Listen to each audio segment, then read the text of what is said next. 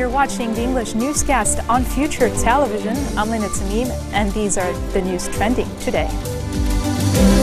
Maronite Patriarch Bishara Dahi meets with the ambassadors of the 5 permanent United Nations Security Council members.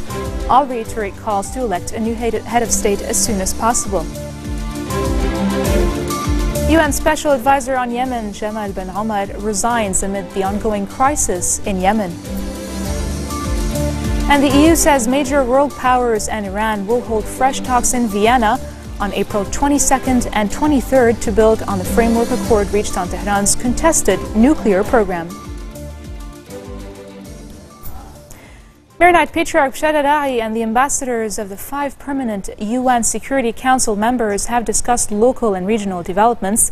Dahi demanded the international community to facilitate the election of a new head of state, saying it was a priority, and expressed support for the ongoing dialogue between the rival parties to bridge the gap. The meeting was held in presence of Papal Ambassador to Lebanon, Gabriele Ghachia, UN Special Coordinator for Lebanon, Sigrid Kaag, and EU Ambassador to Lebanon, Angelina Eichhorst. Following the meeting in Kirki, Kaag urged lawmakers to elect a president as soon as possible.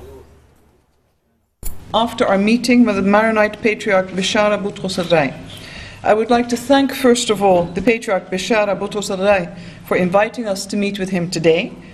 In our meeting, the Patriarch underlined to all of us his grave concern about the protracted vacancy in the office of the Lebanese presidency, soon marking a 1-year vacuum. We shared this concern, specifically that the 11-month stalemate in the election of the President of the Republic of Lebanon is undermining the country's stability to address the security, economic and social challenges it faces, and it has jeopardized the normal functioning of Lebanese institutions. We committed from our meeting to send a strong message once more to Lebanese leaders to adhere to Lebanon's constitution, including the Ta'if Agreement and National Pact, and to call on all parties to act responsibly and to put Lebanon's stability and national interest ahead of partisan politics, and to show the necessary flexibility and sense of urgency to apply the mechanisms provided for by the Lebanese constitution with regard to the election of a president. In this context, members of parliament should uphold Lebanon's long-standing democratic tradition and convene to elect a president without further delay. We call on all parties in Lebanon to enable the government and parliament to function effectively. Information Minister Ramzi Jrej says the Council of Ministers has agreed to continue debate on the 2015 budget next week.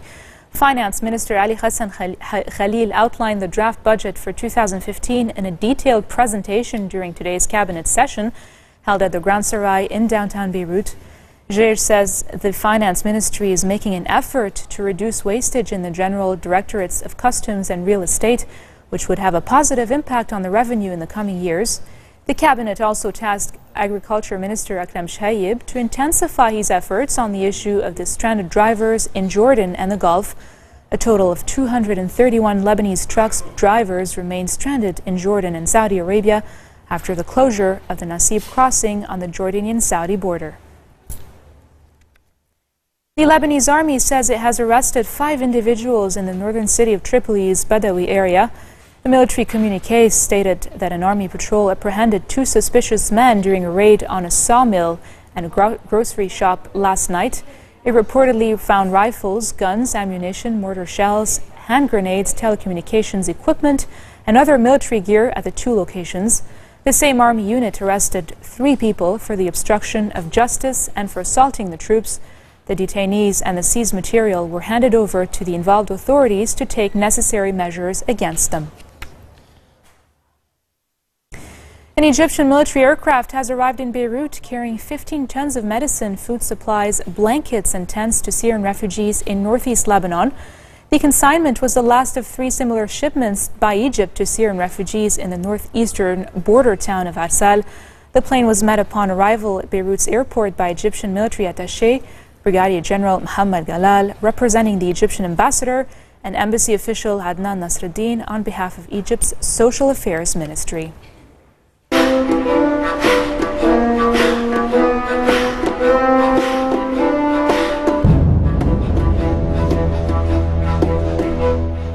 At least 10 people have been killed, including 5 children, after Syrian government forces shelled the southeastern suburbs of Damascus, an area that has come under intensive assault by regime jets and artillery in recent days.